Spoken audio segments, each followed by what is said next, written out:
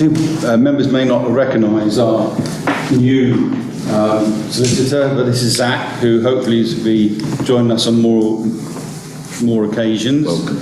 To my right is Mr. King, who's the Chief Planning Officer. To his right is Anna, who's got two of the first two items. And everybody in front of us are the members going to make the decision. A few ground rules: please don't touch the microphones. When you do speak, can you project yourself? And we are being filmed on YouTube today. So, item 1 is to receive any apologies for absence. I have received none. Item 2, to receive any declarations of interest from members in respect of any matter on the agenda. Councillor Brown. Thank you. I'm a member representing Highweald Ward. I understand that the planning application, agenda item 6, has been referred to this committee as one of the applicants is Councillor Edwards, who was recently elected at a by-election to represent Arding Lyon Bolcombe. I know Councillor Edwards as she served with me as a councillor on West Hoveley Parish Council for 6 or 7 years. Thank you. Thank you. Can I just start? Is that a personal interest then, Councillor Brown? What would you construe as a personal interest? You know her, but she's not a very close friend. In other words, you're... That is absolutely correct. So it's a personal interest, Chairman. Okay, thank you. Item 3 is to confirm the minutes of the meeting held, of the committee held on the 12th of August of this year. Does everybody agree to those minutes? Agree. Right. Councillor, you don't have to, just love and agree, thank you. I will sign them later, thank you. Item 4 is to receive any items of the chairman agreed to take as urgent business. I have none. And before we get to the speaking procedure and the substantial part, Vice Chairman, could you read out the safety rules, please? Thank you, Chairman. The building fire alarm signal is a continuous two-tone alarm. On hearing the evacuation alarm, leave the building by the nearest marked exit route. 2. Follow the green signs to the assembly point, large staff car park opposite the entrance to the building. Anyone who cannot use the stairs will be helped by the officers present after the people have left. Do not return to the building until told it's safe to do so. The whole of the council site is a no smoking area.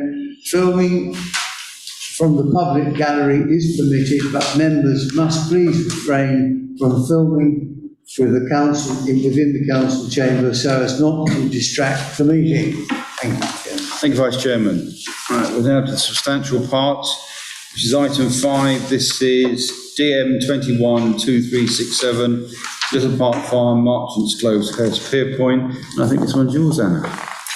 Thank you very much, Chairman. First of all, members will have received an update sheet, quite a lengthy update sheet. I will just summarise rather the updates that are relevant in a summary. So if on page 8, the 8-week date has been extended to the 16th of September.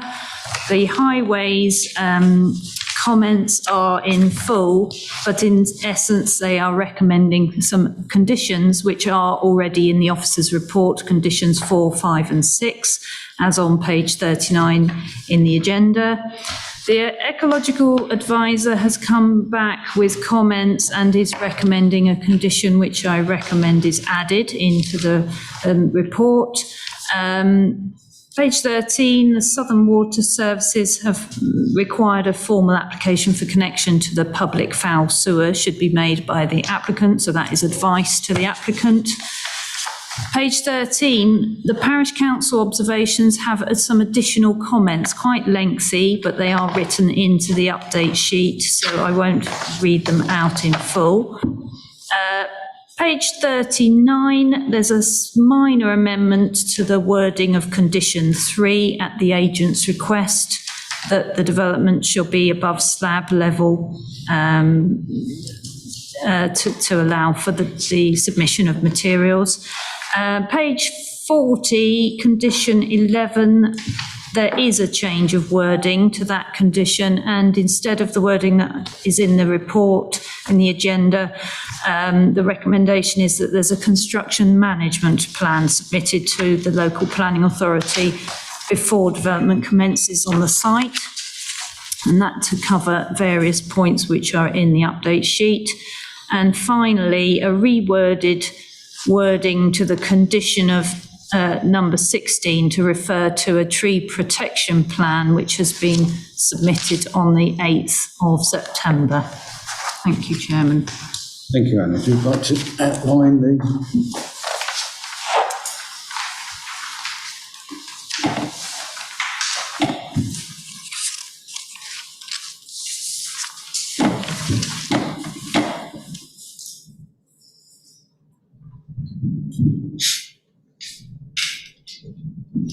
So the application that we are considering is DM 212367 for the removal of an existing barn, mobile home and other outbuildings, and the construction of 3 dwellings at a site called Little Park Farm off Marchant's Close in Hurstby Point. This application seeks full planning permission for the comprehensive development of the site for 3 new dwellings to replace an existing barn, a dairy building, a mobile home and other associated structures. The application is before the committee as it represents a departure from the adopted planning policy. Members' attention is drawn to the planning history for this site, which has extant permission for a barn conversion for 4 new dwellings and a lawful development certificate for a mobile home to be stationed on the land. The site, which is outlined in red and includes the access route in from Marchant's Close here, is shared with another property which is called North End House, which I'll point out here on the plan. Part of the access is also used as a public path to serve the new houses at Bramble Park and the open land at Hurst Meadows. An existing vehicular access route to Little Park also passes through the site, so that at the moment passes through the site to a gateway here, which then accesses the back garden area to Little Park, which is located over here.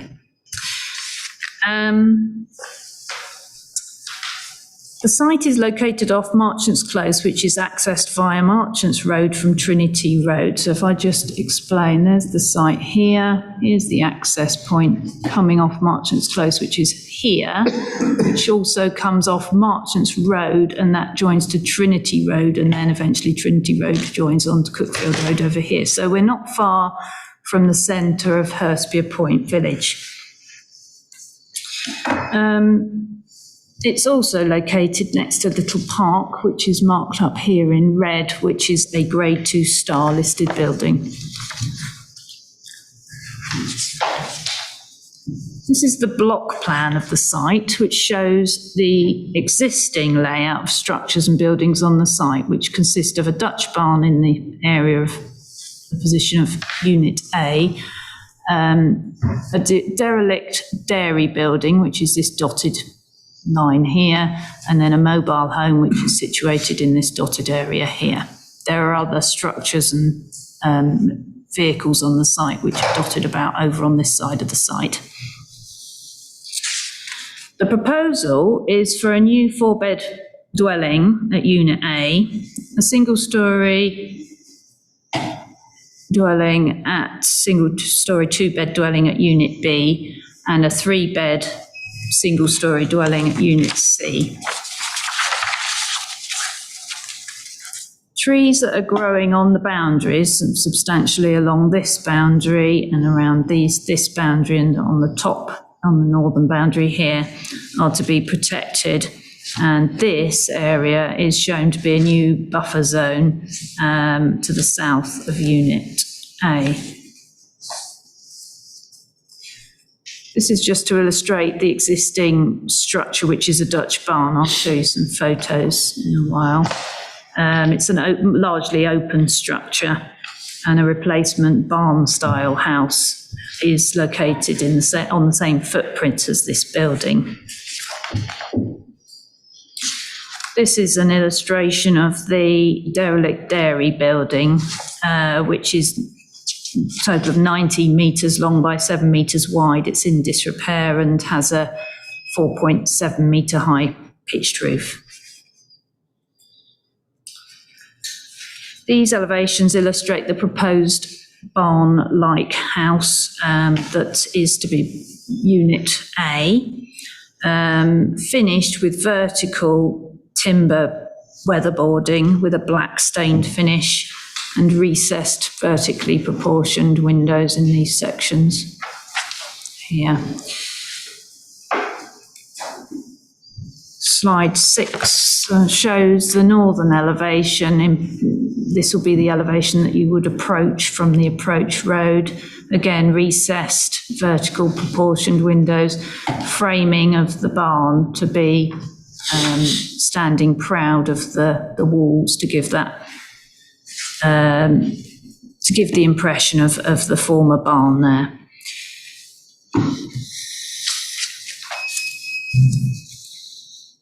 This is the floor plan of Unit A. So what you have is a single-storey element in what is the sort of lean-to section, in which a large open plan breakfast area, kitchen, dining area is to be created, and then a two-storey element into which the bedrooms are located at first floor. This is Unit B, so this is the replacement unit for the dairy building.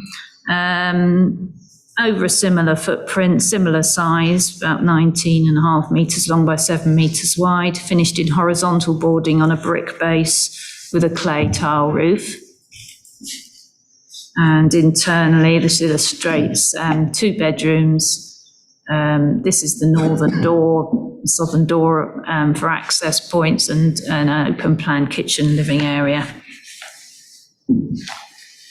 And this is Unit C, also a single-storey dwelling, 3 bedrooms, similar finish with horizontal boarding, brick plinth, and a clay tile roof.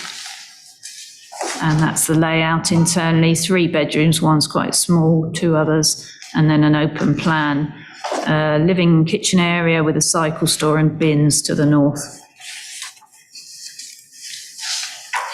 I thought it would be helpful for members to see the plans that were approved for the Park Q conversion of the Dutch barn.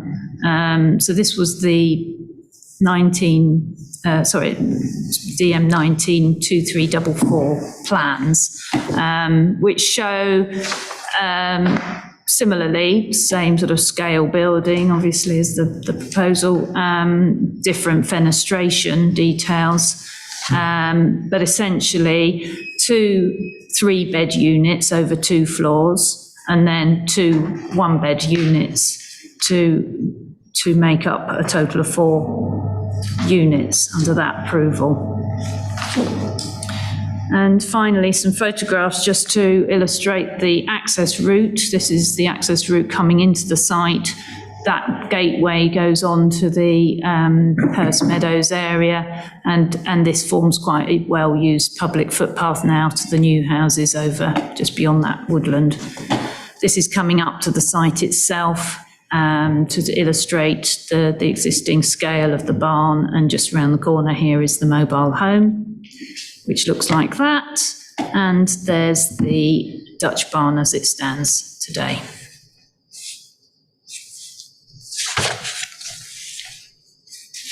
Fine, thank you.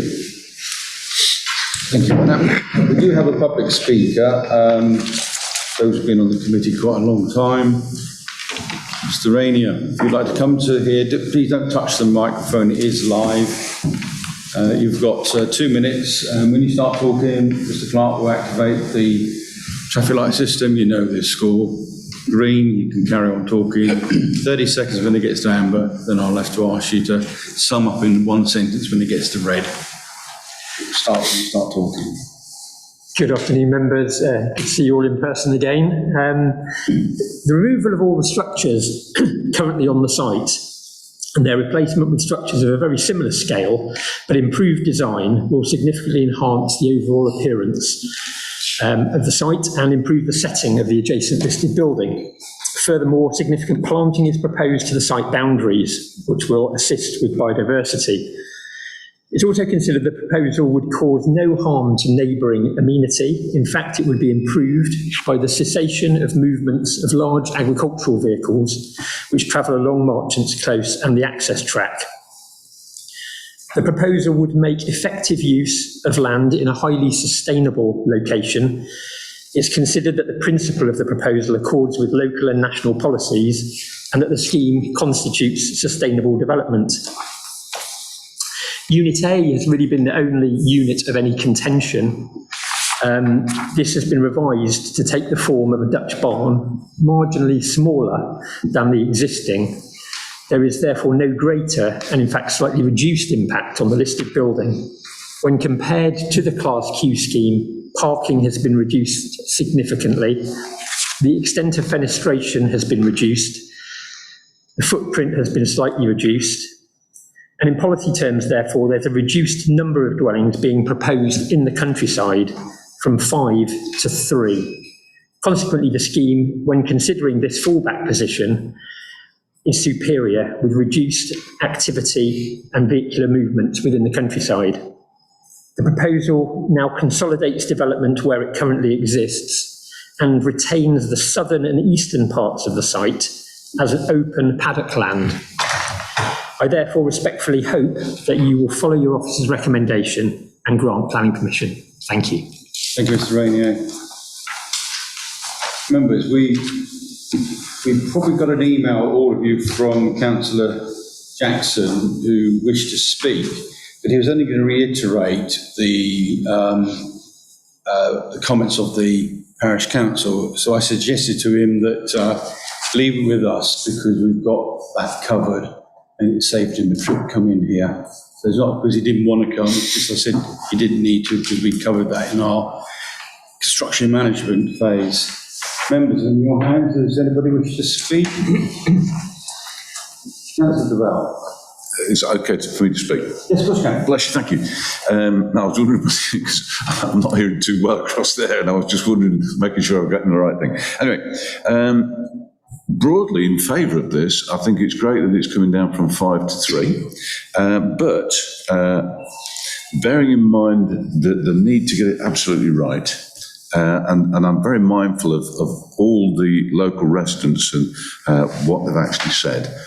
It's a sort of thing that happens in East Grinstead when you go out into these areas. So I'm very mindful of that. And I'm concerned about the comment from the Conservation Officer who said, as you know, in summary, although units B and C are considered to preserve the setting of Little Park, and that's quite obvious from what we've looked at today, I consider that Unit A, for reasons of its poor design quality and overly domestic character, will detract from the positive contribution which the site currently makes to the setting of Little Park. As I say, I feel that we've got to get it right.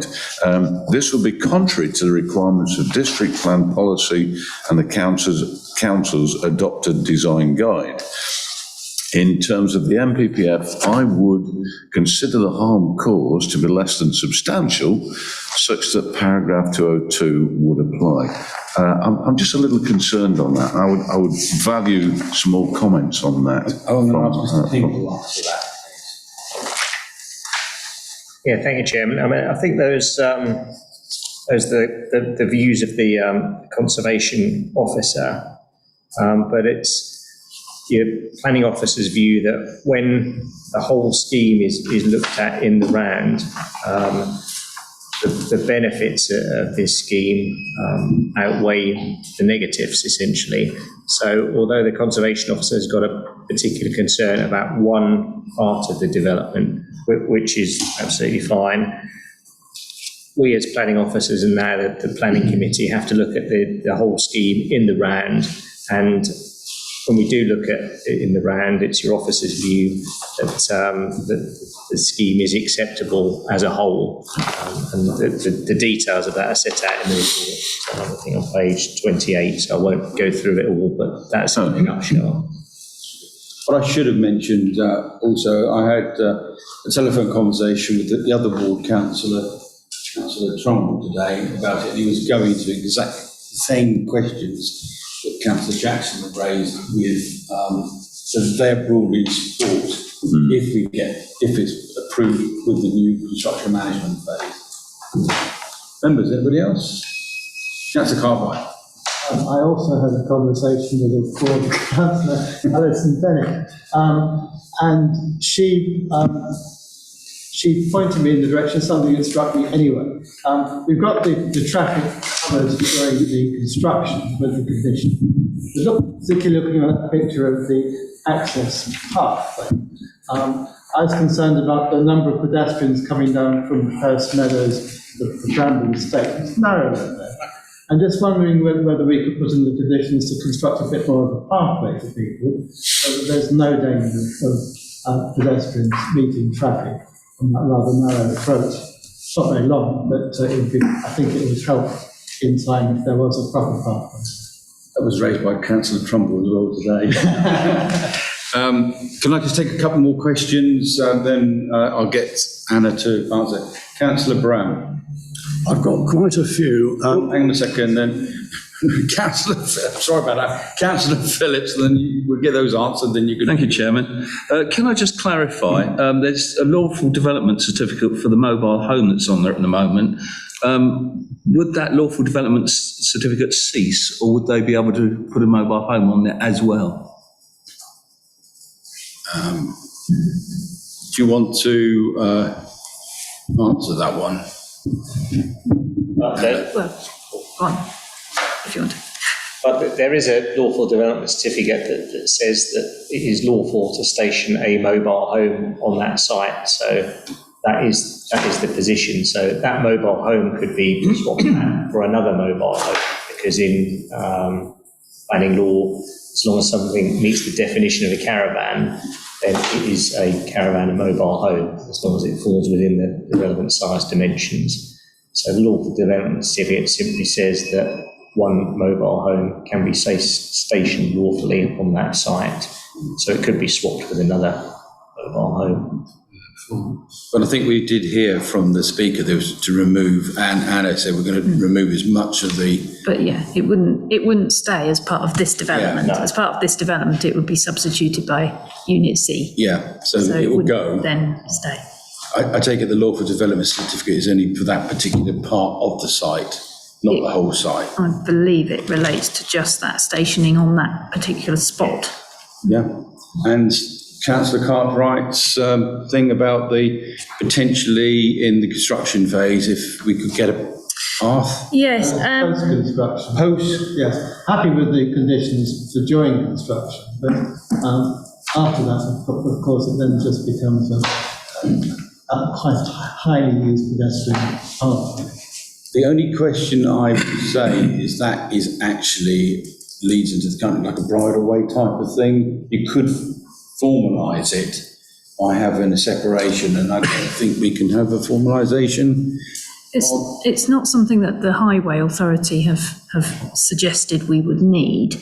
And I'm also mindful that it used to be, well, it can have agricultural machinery going in and out as it stands at the moment, and that is an existing situation. So I don't think we would be able to require that subdivision of a pathway, as it were, as part of this. There's only 3 houses there. Yes, that's true.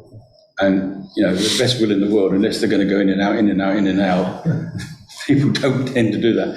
Now, Councillor Brown, I want to get those other 2 out of the way first. Thank you.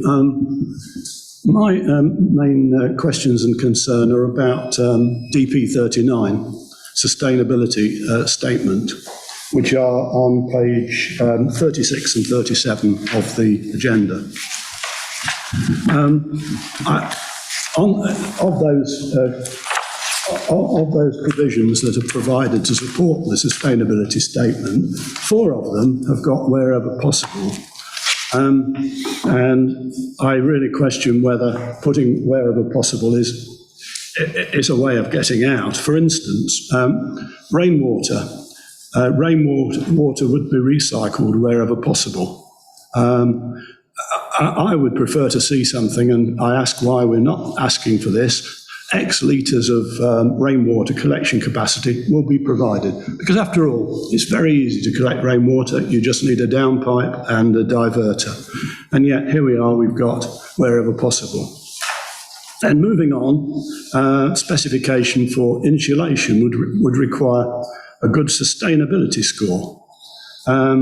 What I ask is why are we not asking for something specific, like the dwelling's design will achieve an estimated energy performance certificate of ABC or something, or a SAP, or a reduced SAP rating, or a BREEAM score, or something like that, because those are things that are measurable. And then it moves on. You'll recall there are two significant requests in DP 39. Let me just excuse me while I just find DP 39.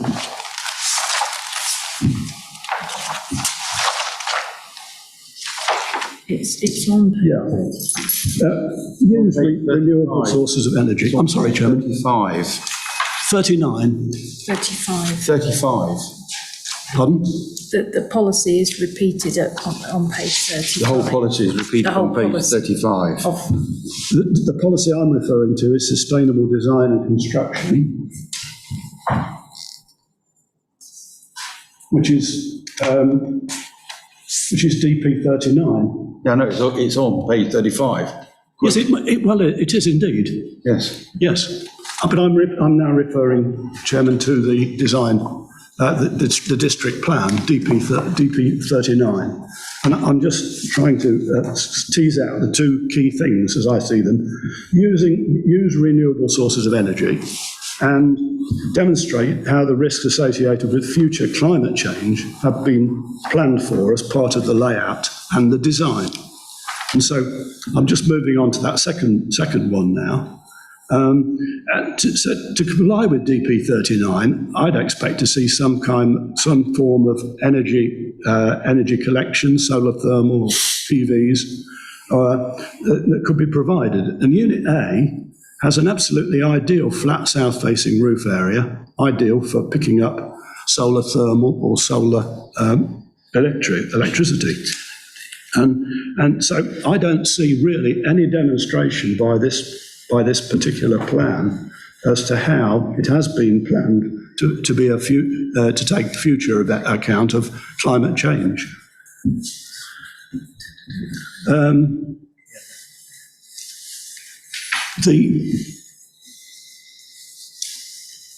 I just follow up on Councillor Cartwright's comment about the footpath. There's mention of a footpath, a public footpath, but I looked on the West Sussex County Council IMAP and I couldn't see any public right-of-way in the vicinity. And also, I'm rather mystified by the county council's comment here on our agenda update on the first page, where they're referring to the fact that there have been no accidents, no evidence to suggest that the existing access is currently operated unsafely. Well, the access from the close there onto the road looks very tight to me, and I would imagine that there's been very little use over the recent years because the sites, anyway, nothing like the amount of use that there will be during construction and during and when it's residential. So I've got concerns with that, and of course I've been waiting for that from the county council. I think it's extremely late to come up with this, and I don't really think much of that. Anyway, thank you very much. Thank you. If the Highways Agency, in this case West Sussex County Highways, say there's no problem, there is no problem. Yes, I brought that up on Monday. It's a bit late to get this, but we are in the hands of, and Anna did the damnedest to chase them up to get it to this. I understand. So it is really excellent news from that. In terms of, we've already answered about the footpath. It could have infinite amount of farm traffic going up and down that road, and we can't regulate it.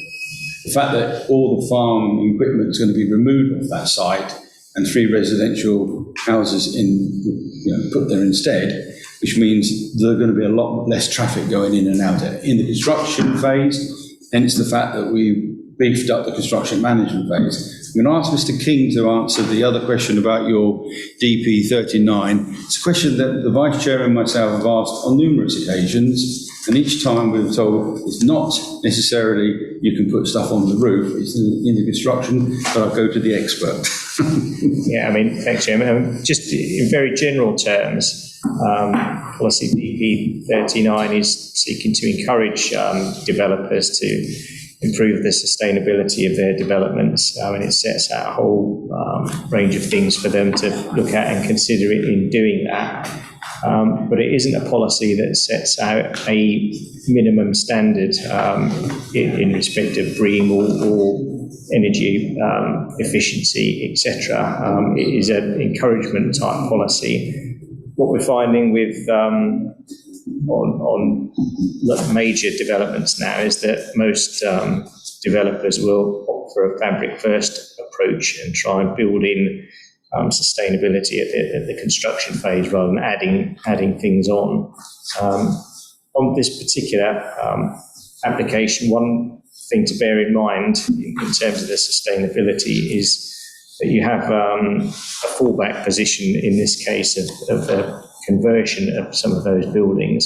And I think it's part of the case that with this scheme that by redeveloping the site rather than converting, you will end up with a better scheme in terms of the built form of those buildings when they're rather than trying to convert. So it's looking at it in the round, but the policy itself doesn't have a minimum standard that says, if you don't meet X, then it's unacceptable. It's an encouraging type policy that sets out a whole series of things for developers to look at, and what they've suggested as part of the application is summarised at the bottom of page 36 of the report. So I think that's all I can say on that, Chair.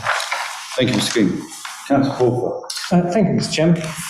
Just to say, to follow up on what Mr. King said, I think it unfortunate that the developer has not chosen to put in modern technology to capture heating.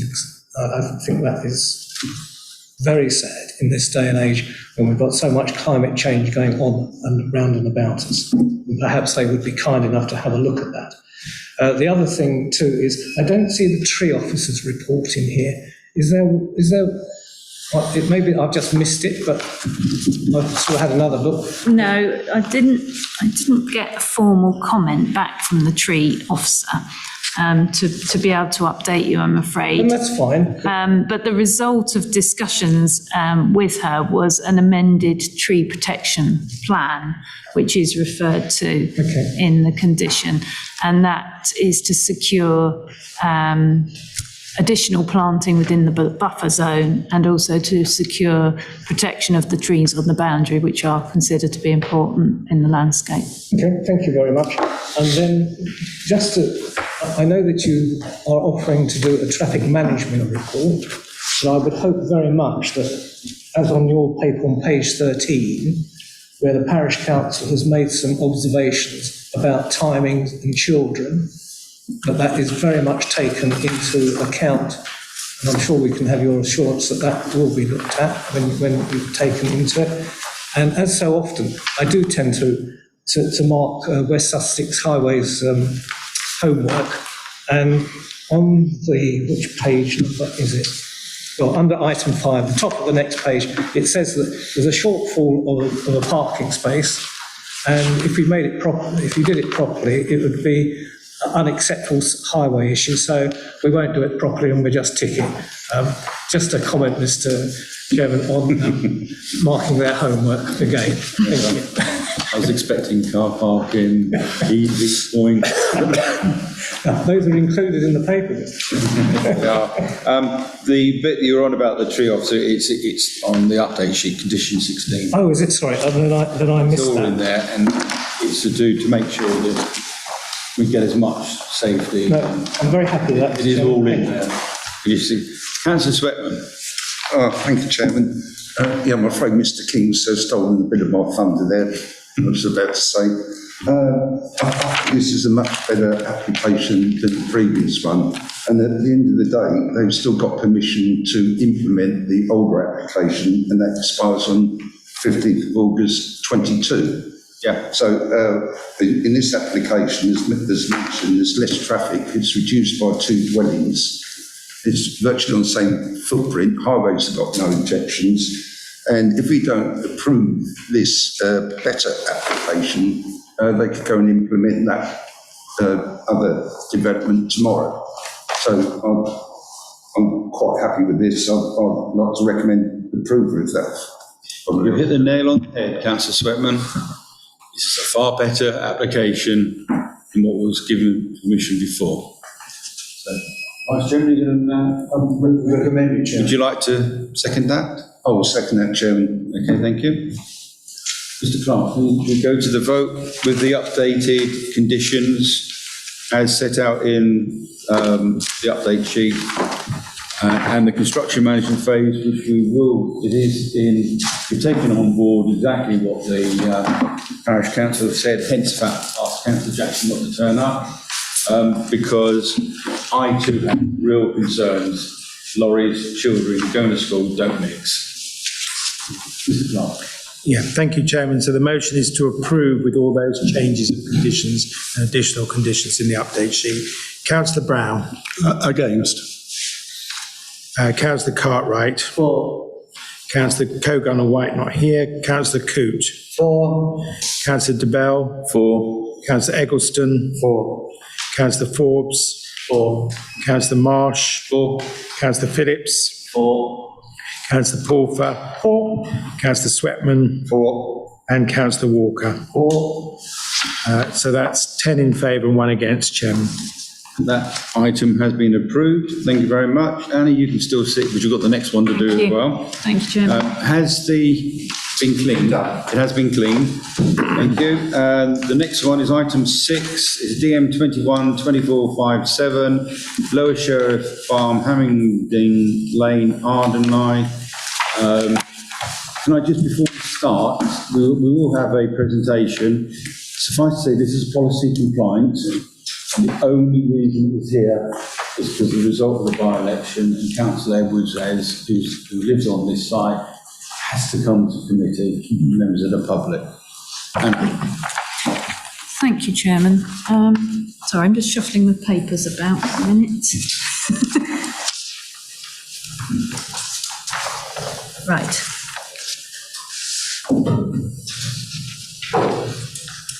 So,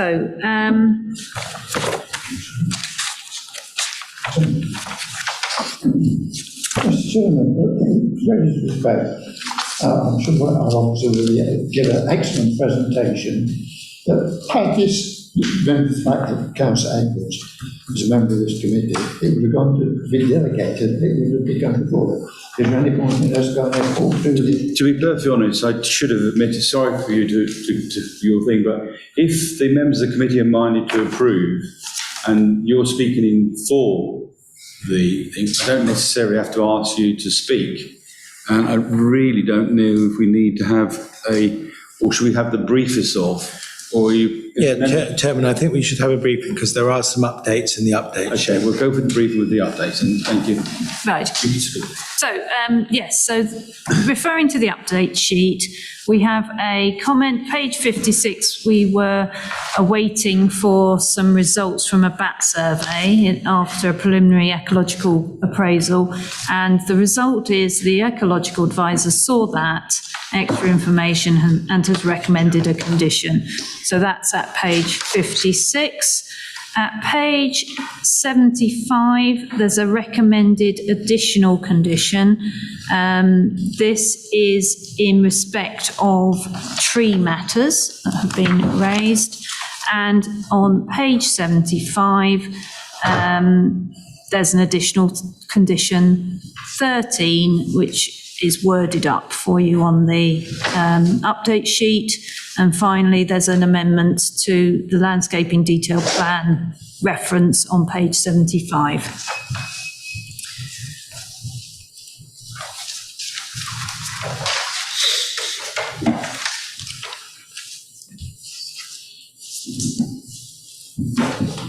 So we are dealing with Lower Sheriff Farm, Hammingdon Lane, Ardingly, Haywards Heath. A change of use of 4 existing farm buildings to events venue, with a small lean-to extension on the northern side of the main barn. This application seeks full planning permission to change the use of 4 farm buildings to events venue and to extend the main barn at Lower Sheriff Farm. The application, as Councillor Marsh has explained, is being reported due to one of the applicants being a district councillor. So the site is outlined in red here, and that site is in this area here. So you're on the main road going up to Ardingly, come off here onto, this is Station Approach. So Hammingdon Lane actually carries on up there, but this is Station Approach, and there's Lower Sheriff Farm in here. So the buildings that we're talking about are in this farmyard here next to Lower Sheriff Farmhouse, which is there but not within the red line, it's within the blue line, also owned in by the applicants. The application site is a largely disused farmyard to the southwest of the farmhouse on the southern side of Station Approach. We're in the open countryside here and the high-wheeled AONB.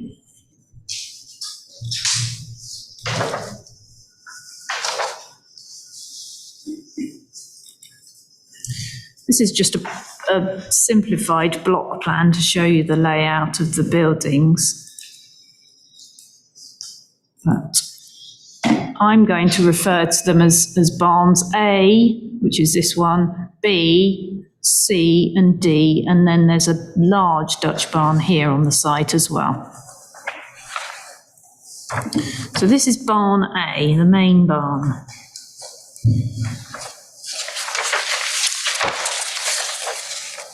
This is 29 metres long by 8 metres deep, and it's used currently for ancillary domestic storage. It's built in brick with a tiled roof and is currently in need of some repair. The repair that they propose to do to the building consists of changing some of the windows and doors, installing areas of new glazing, new roof lights and a new roof, and a small extension at the northern end to accommodate some new toilets. So internally, the main barn area is to be maintained as an open space, a small section at the side, and then an open yard, which is currently there to the rear, and this is the new toilet extension on the end there.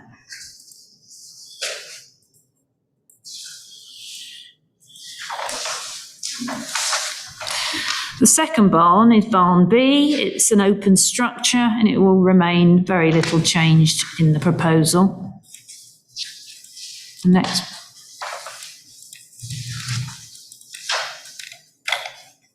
Apologies. This plan just shows that they're proposing to put some paving inside and to add some services into the barn, but essentially it's retained in its existing form.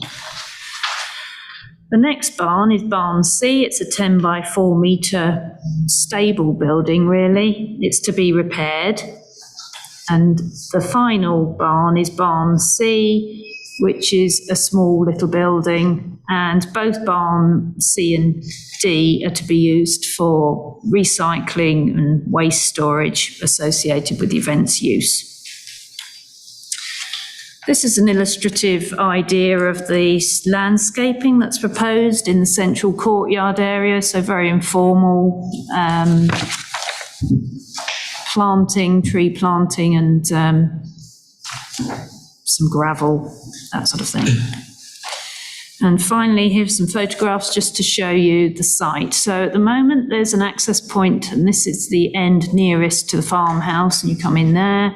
The proposed access point is this gateway from Station Approach, which is to be enlarged and that's to be the entrance into the site. So that's just up there. This is the main barn as it stands at the moment, and this is barn B as it stands at the moment. These are the other two smaller barns, and this is the idea of the courtyard and the Dutch barn, which is to be retained for parking. Thank you, Chairman. Thank you. Second, I've got Emily, do you wish to speak, or you? If that's okay. You can speak. Yeah. This is Emily Hatton, the architect, who's speaking in support of the application. Good afternoon, Chairman. Thank you. No members of the committee. My name's Emily Hatton, one of the directors at Buckendrum Architects, and I'm here in support of the application. The application has been produced in collaboration with specialist consultants and MSDC. We are proposing an unobtrusive, sensitive, sustainable restoration through reuse of existing dilapidated and unusable agricultural buildings, a softer landscape approach of informal wildflower and cobbles to encourage wildlife is part of the proposal. Our design intent is to bring life and function back to this small corner of this farm with minimal intervention. Within this application, there is no amplified music and no high-level intrusive lighting. This application is for a rustic, understated venue in keeping with this tranquil area of the High Weald. Potential light and noise will therefore not adversely affect the private residential amenity to the estates and properties in the area. It is important to note that the application site is the first property at the western end of Station Approach Road. The impact of traffic noise and light to properties further along the road will be minimal, if at all. The extensive farm site could accommodate a large amount of parking, and as a part of the application process, we have demonstrated this. However, the intention is that guests will utilise organised group transport, minimising journey numbers through local businesses. With around 25 functions over a whole year, the frequency of events would not unacceptably erode the peaceful nature of this countryside setting. In summary, there will be economic and social benefits by promoting expenditure in the local economy, new employment, and contributing towards the social viability of the area, enhancing the natural environment and helping to preserve these buildings and landscape for the future. Okay, thank you very much. Could you just do one more sentence? Yes, I've got one. Thank you very much, Chairman. The rural character of the High Weald, private residential amenity and highway safety would not be harmed as a result of granting permission for this scheme. Thank you very much. Thank you. Members, are we going to move as recommended, or Councillor Pulford? Thank you, Mr. Chairman. On page 77, the EVC charging facilities, I think that's all just a little bit weak, because it says it can be done. It's a matter of, is it going to be? But having said that, the owners might find out the hard way that people won't turn up to them. So it's a matter of digging once things they're doing so many facilities there. And the other comment too is probably a little bit of wishful thinking that everybody's going to fill a car up. But again, the owners may find that out to their detriment longer term. Thank you, Mr. Chairman. Thank you. Councillor Cook, do you wish to put? Move as recommended, Chairman. Can I have a seconder, please? Councillor Walker. Mr. Clark, subject to any updates? Yes, there is. Condition 12, isn't it?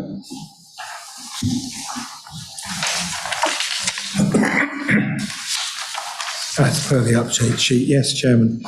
So voting in favour of this application, Councillor Brown. 4. Councillor Cartwright. 4.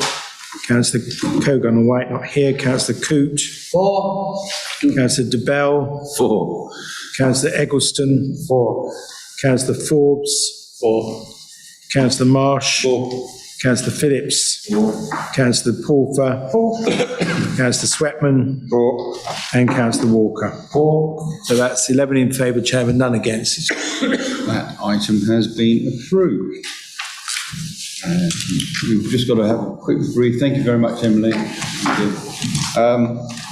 Brief changeover now of the computer, and we don't have any public speakers. We haven't got to do that bit yet.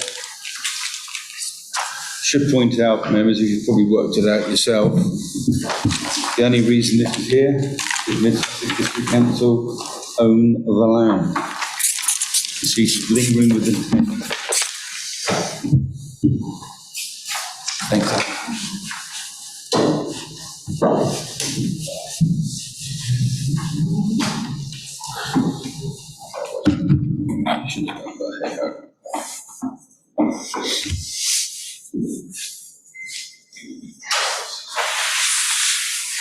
You're getting good at this, Terry, aren't you?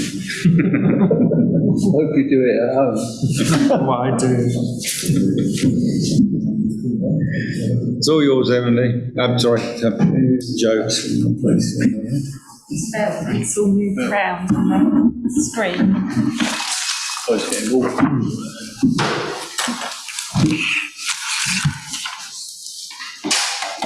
Where's the share screen bits come up?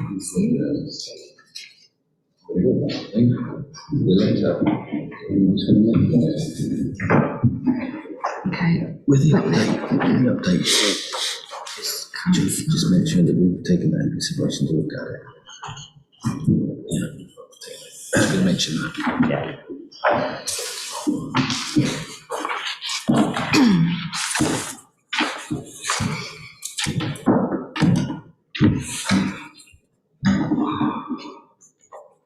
Chairman, sorry, is there a need to discuss this application? Otherwise it would have been delegated. It's only here because it's owned by District Council. I'm in your hands. I'm the legal. Leave a presentation and there's just only one item in the update sheet is one letter concerned about a grassy mound, quite close to it. We're going to keep an eye on it. Is that correct? So reality is, unless people wish to have a presentation, do we need a presentation? I don't think so, Chairman. I'll move as recommended. Can I have a second to council? I have got a question, if I may.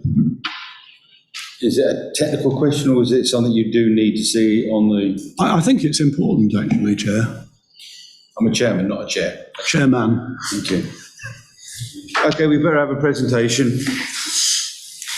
Thank you, Chairman. Sorry about that. Just bear with me.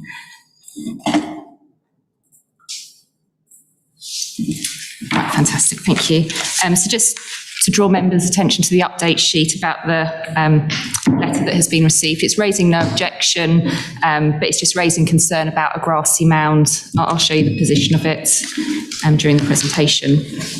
So planning permission is sought for the construction of a tarmac bike track within Bachelor's Field Recreation Ground, the Street, Bolney. As the chairman has said, the application is only being heard at committee because it is on Mid Sussex District Council's land. So Bachelor's Field is situated within the built-up area of Bolney, set to the eastern side of the street, which runs along here, shown on the cursor. Within Bachelor's Field, we have a car park, the village hall, a playground, a multi-use games area. Immediately to the east of the application site is the multi-use games area. And to the west is an existing playground. To the north, there is a footpath which runs around the recreation ground, as well as trees and vegetation on the boundaries with residential properties. The land slopes gradually down to the south, leading to a football pitch and the wider recreation ground. Further to the east, you have woodland as well. The Bolney Conservation Area lies to the east on the opposite side of the street here, as well as to the north of the site along here. So the proposed bike track will sit, like I said, between the children's play area and the multi-use games area, as well as the picnic area and barbecue area. And there's a swing area in this location here. The bike track itself is to measure some 30 metres in length and 10 metres in width. The bike track would have a varied selection of jumps, rollers and berms. The riding surface would be tarmac with grass-covered earth mounds, and the maximum height would be 1 metre from ground level. It's just a mock-up of an aerial view showing what it would roughly look like. So just turning to some photographs. So the grassy mound, which is referred to in the update sheet from the letter of representation, is in this position here, shown with my cursor. The council's landscape architect has advised that the mound is some 20 metres away from the proposed track, and it's considered it would not be included in the use of the track. However, if permission was forthcoming, this could be monitored by the landscapes team if the track were to be constructed and it were to become an issue. So we've just got the position of, like I said, the mound, the swing, the play area, the multi-use games area. The bike track location is here. This is looking south, back in through to the recreation ground with the Rawson Pool and the car park. It's looking east with multi-use games area and football pitches, looking west back onto the site. So turning to the main issues, the construction of the bike track would support the existing leisure use and recreational infrastructure by the formation of a new facility within the recreation ground. The proposal would comply with policy DP24 of the district plan, which relates to new and enhanced leisure and cultural activities and facilities, as well as Goal A1 of the neighbourhood plan, which relates to local green space in the village.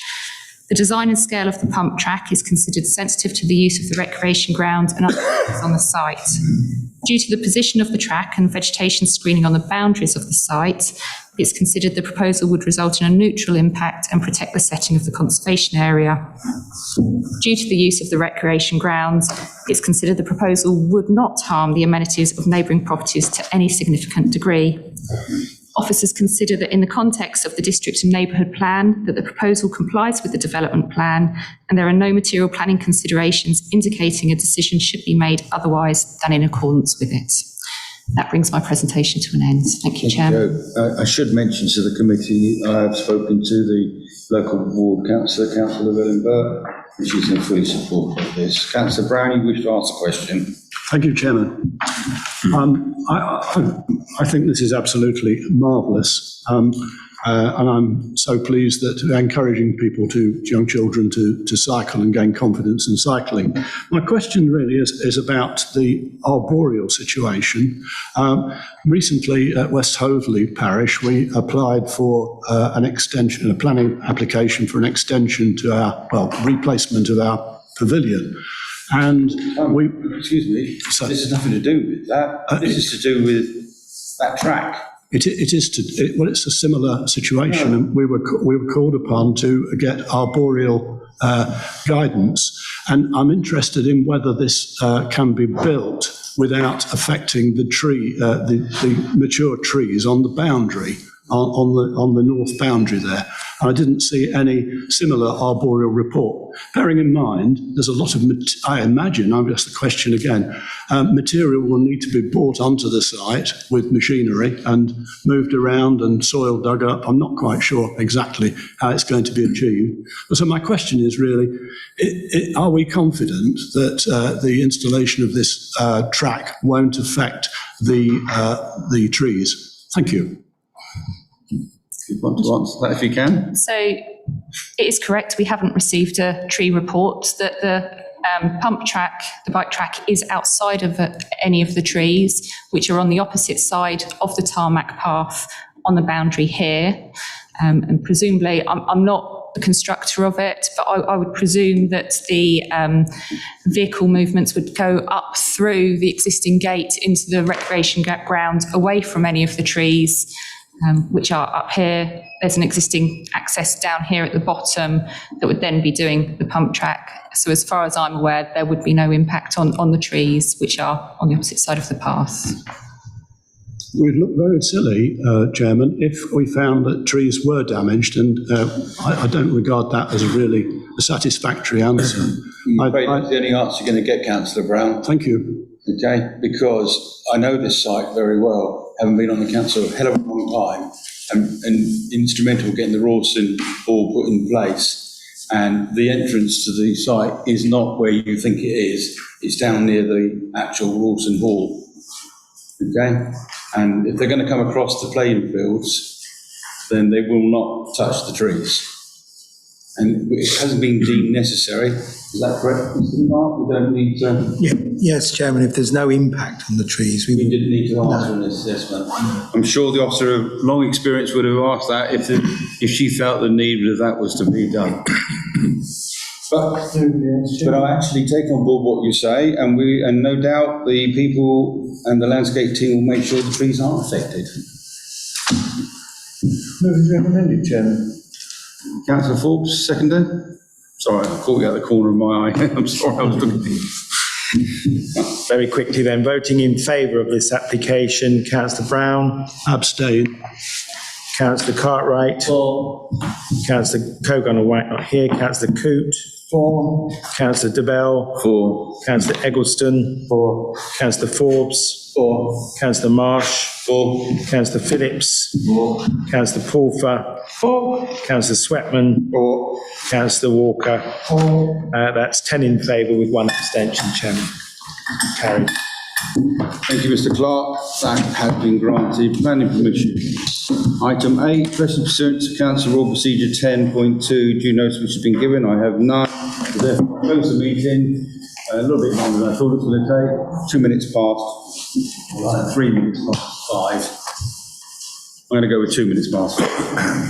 Thank you very much. Thank you, Mr. Chairman. See you in- We have to be careful with these grassy mark knolls. It didn't do